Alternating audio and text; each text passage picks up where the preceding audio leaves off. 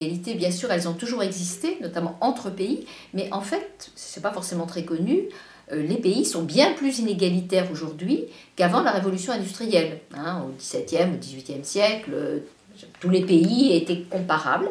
Là, les écarts de richesse ont vraiment explosé avec la révolution industrielle, et depuis, ils ne cessent de grandir, puisque dans les pays les plus riches, on assiste au sein de ces pays à une explosion de ce qu'on appelle les super riches. Donc il y a bien une accélération des inégalités, et par ailleurs, elles sont mieux connues, parce que l'information aussi a fait des progrès, et le fait qu'elle soit connue, je pense que ce n'est pas un détail, parce que justement les plus pauvres risquent de se sentir de plus en plus pauvres, ils ont devant eux toute cette richesse, et on est aussi en présence d'une population qui est plus instruite, qui a les moyens de bouger.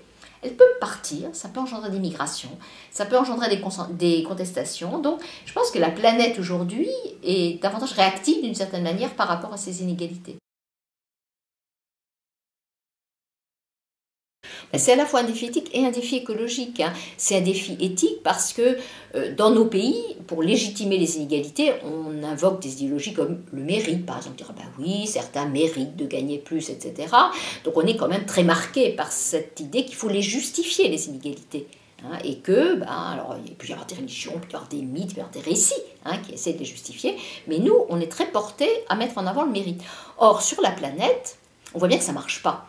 Qu'est-ce qui fait qu'on ne choisit pas le pays où on est? Or, le pays où on est entraîne des inégalités massives.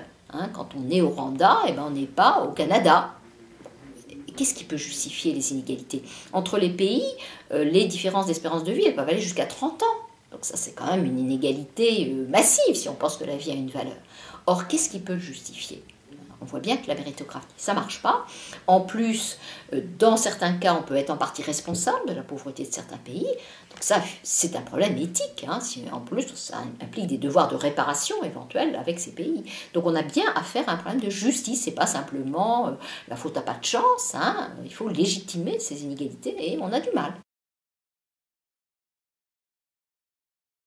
Les inégalités, elles vont engendrer des comportements d'envie et d'imitation de la part des plus pauvres.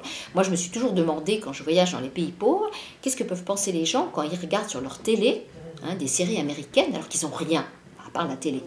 On se dit quand même, ça doit leur paraître, c'est vraiment un autre monde. Il y a quand même des pays où on n'a rien. À Madagascar, ils n'ont rien. Et ils voient ce truc. Et on se dit, mais voilà. Et donc, je pense que les inégalités risquent d'engendrer, déjà elles le font, des comportements d'imitation. Finalement, la norme, ça va devenir ce standard de vie qui a l'air si bien, ce standard de vie américain. Or, on sait que ce n'est pas soutenable pour la planète. Si tout le monde vit comme un Américain, les estimations, il faudra à peu près 5 planètes. Donc, c'est ça le problème des inégalités, c'est qu'elles risquent d'engendrer une course en avant vers le même style de vie que les autres. Par exemple, on le voit bien, les classes moyennes qui se développent en Inde ou en Chine, elles vont se mettre à manger de la viande. Qu'est-ce qui se passe quand elles se mettent à manger de la viande?